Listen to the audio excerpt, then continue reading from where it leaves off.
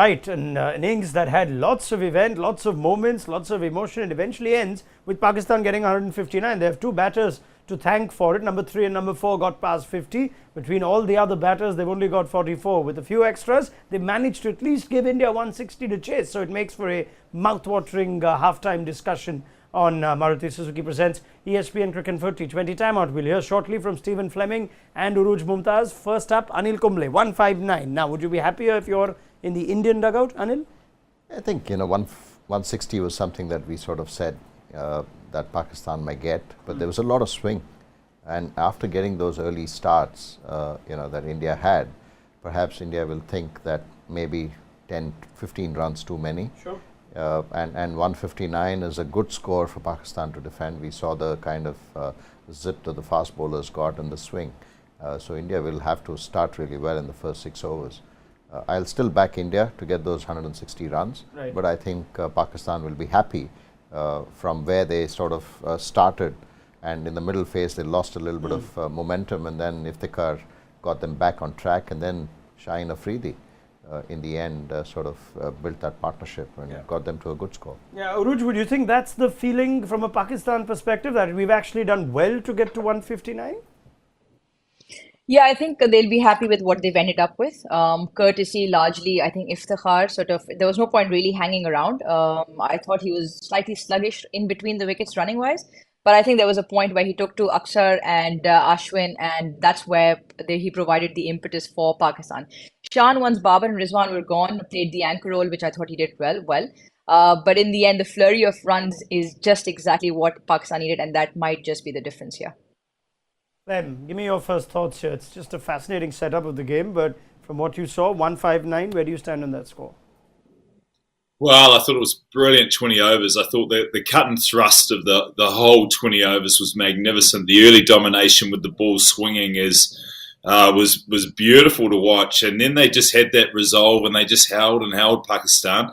And I just thought India lost their length towards the end. We talked about the big square boundaries. They went back to bowling full, and it just gave Pakistan enough opportunity to get a score on the board where both teams will feel, I think Pakistan will probably feel better because they're in a lot of trouble early on, and India will be a little bit nervous because it's right in between score. They're going to have to play well at the start of the innings because, as Anil said, there was swing galore. So I thought it was magnificent 20 overs, and I can't wait. The first 3 or 4 overs of this next 20 are just going to be fantastic to watch. It's going to be great. Yeah, it was entertaining, right? You could see a pulsating 20 overs here. But it started with Arshdeep Singh. There's a story on Arshdeep Singh here. If you've followed that Asia Cup encounter where he got a lot of unnecessary and almost unkind, unwarranted flag for a catch put down, tried to salvage it with ball in that Asia Cup Super 4 game. Here he is now at a World Cup. We heard him quickly before we went on air in the interview too, saying that, yeah, I know I'll never get this chance again. So I thought I'll make the most of it. But how happy you must be for Arshdeep, who you spent so much time with, Anil? No, very, very happy.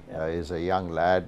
We know he's only 21, 22. And then in the last 3 years, what I've seen is he's transformed into a very mature, bowler. And he can handle the pressure. His temperament is brilliant. We saw that even when that catch was put down in that Asia Cup.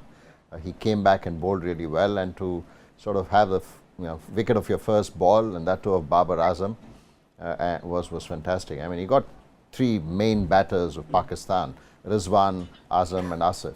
I thought was brilliant. The way he bowled and he held his nerve. He'll be very happy with the performance. You're saying he's developed that ball that goes away from the right-hander over the years that you've seen him? Yes, and even he had, initially had lost the ball coming back in. I thought Damien Wright, who was the bowling coach, worked on him. He had worked with Trent Bolt as well when he was the New Zealand coach.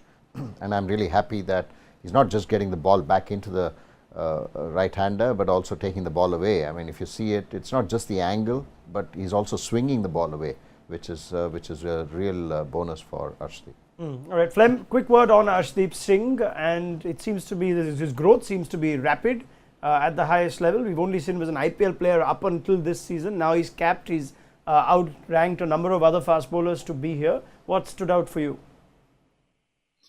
Oh, very impressive, his temperament. 100,000 people at the MCG, and you come in with your first ball right on the money was a great start for him and for India. So his temperament, I've witnessed it firsthand in the IPL. His ability to absorb pressure at the death. Today it was right at the start. That opening spell from Bhuvi and Ashdeep Singh was magnificent bowling. I can't wait. I keep talking about can't wait to see how Pakistan respond, because the blueprint was right there. They were as good as you can get, and they could have easily have had Pakistan more down. There was a number of deliveries that went past the bat and a number of opportunities created. But Ashdeep was very impressive, and as you say, such a young man. He's been around for a little bit in the domestic circuit, and he just took the business today. Pakistan would take, I know the batters wouldn't enjoy what they saw of Arshdeep Singh, Urooj, but they take a lot from that spell. They've got the bowlers too to make things happen. I mean, all along we've been talking about the left arm pace of Shaheen versus Pakistani batters. I think it's gone quite a bit reverse at the moment. I thought Arshdeep, I think he has a very strong wrist position, and his seam presentation both ways was excellent. So the tables turned on that matchup. But I think for India, Pakistan has their work cut out. They've got the blueprint exactly set up. I think India got hit for runs whenever they pitched the ball full, and that's something that Pakistan will have to stay away from.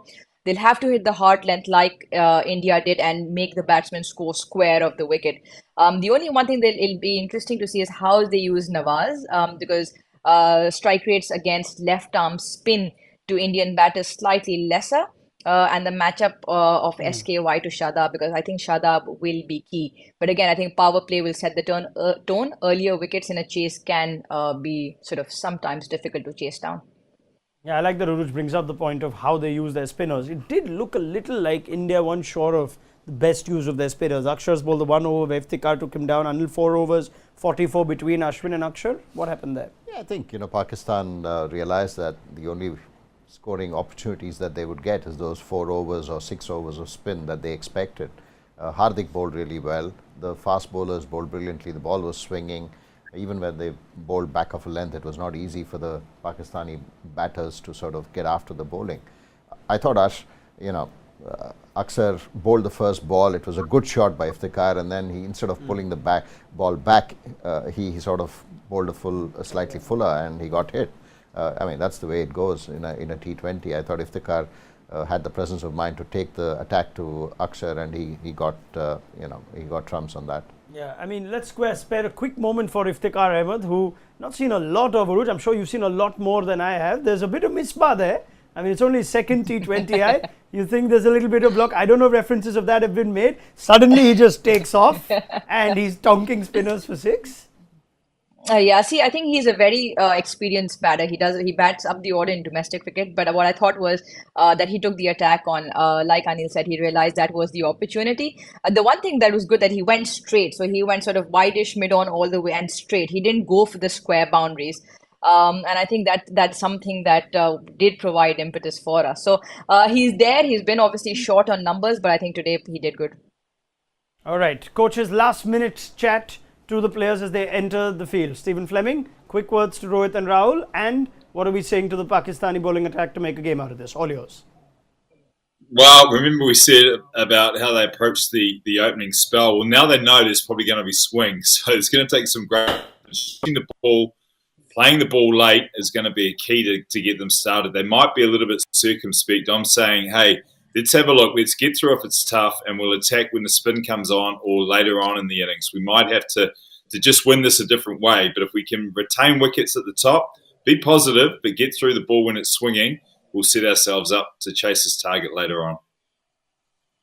All right, let's get a prediction very quickly then, as it's all happening. We can't keep our eyes off our monitor that's got the game going. Anil Kumble, India to win this, Pakistan, or will it be close or easy? No, it'll be close. It'll be a close game. I still back India to get those 160 runs with the batting lineup. All right, Anil backs India. Urooj?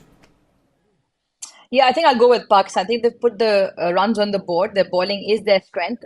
Ball swung up till about 8 or 9 overs for India. So I'd say use the conditions, swing the ball. But for me, the key will be fielding. Pakistan's fielding has to be exemplary. There's no other way. So for me, it'll be Pakistan tonight. Come very close to getting a catch, a brilliant catch first up, a return catch of KL Rahul. Not sure if it's carried. I'm going to just finish this and try and get to the game as is everyone. But Stephen Fleming, prediction? Well, shut it down, mate. Let's go and watch. Come on, let's get into it. All right, I leave it there. Thank you very much to Anil, Kumble, Urooj, Mumtaz and Stephen Fleming. Should make for a fascinating full-time conversation. Do join us then on Maruti Suzuki Presents ESPN Cricket Info T20 Timeout.